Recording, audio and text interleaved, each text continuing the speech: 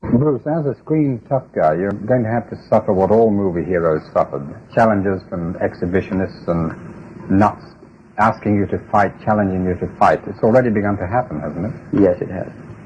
How do you deal with it? When I first learned martial arts, I too have challenged many established instructors. And of course, some other challenging me also. But what I have learned is that challenging means one thing. Is that what is your reaction to it? How does it get you? Now, if you are secure within yourself, you treat it very, very, very lightly. Because you ask yourself now, am I really afraid of that man? Or is that man, do I have any doubt within me that he's going to get me?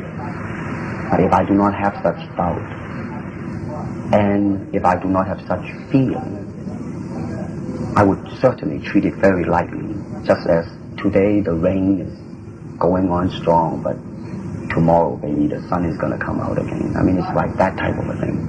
Of course, they can't lose by challenging you. Even if they lose, they get the publicity of being a guy who actually fought. Well, let's face it. I mean, in Hong Kong, can you have a fight? I mean, a no-hold-bar fight. Is it a legal thing? It isn't, is it? And to me, you see, a lot of things, I mean, you know, like challenging and all that, I am the last to know. I am always the last to know, man. I mean, I always find out from newspapers, from reporters, before I personally realize what the hell is happening. Bruce, you were teaching martial arts in the States, and yes. two of your students were Steve McQueen and James Coburn. Did you find them tough people, the way they're portrayed on the screen? Well, first of all, James Coburn definitely is not a fighter. Lover, yes. I mean, he's really a super nice guy. I mean, not only that, he's a very peaceful man.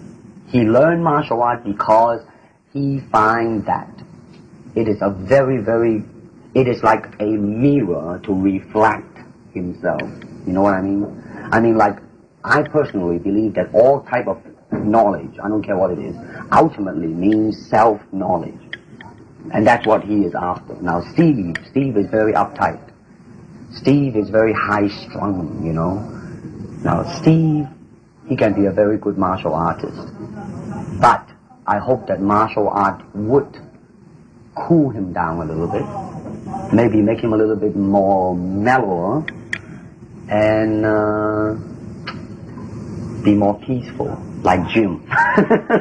Did it achieve that, his time with you? Did you feel that perhaps he learned something from you? No, definitely not yet. First, because of shooting schedule and all that, I mean, he cannot have it on a regular basis. And secondly, he is still on the level right now of enjoying it as an excitement, like his motorcycle and his sports car, you know.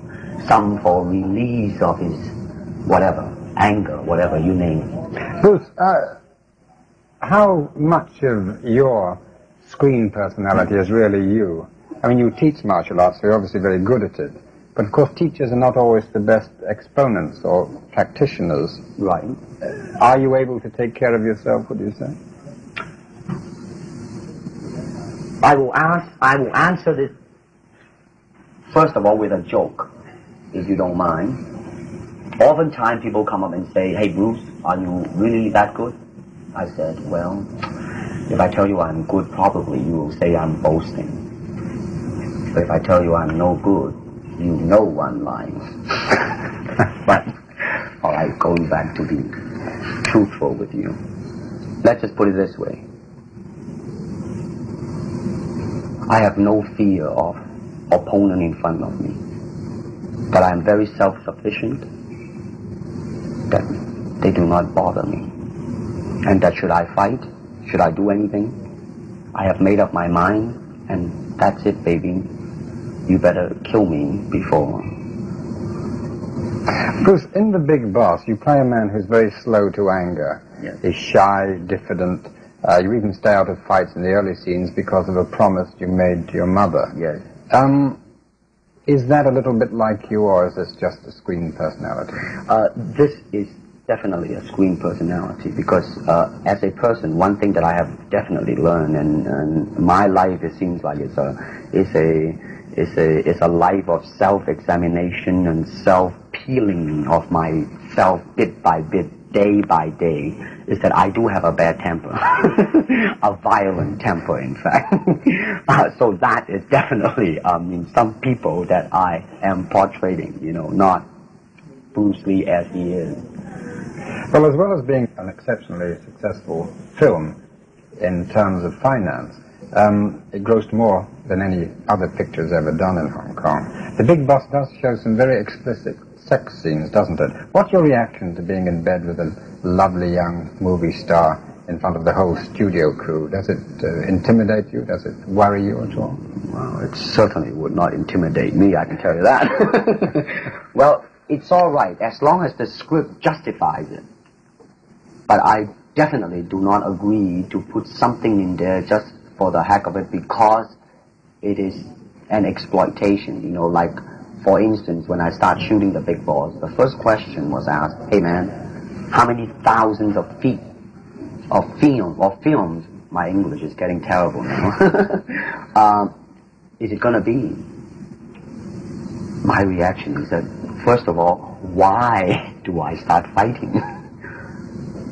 You see what I'm saying now? Motivation. Oh, definitely. I mean, you see, but it seems like to be the thing now that they go for blood, sex, just really for the sake of sex and merely for the sake of blood. May I ask you a question that's been puzzling me since I saw the film? Yeah. At the stage where you decide you're going to get revenge, and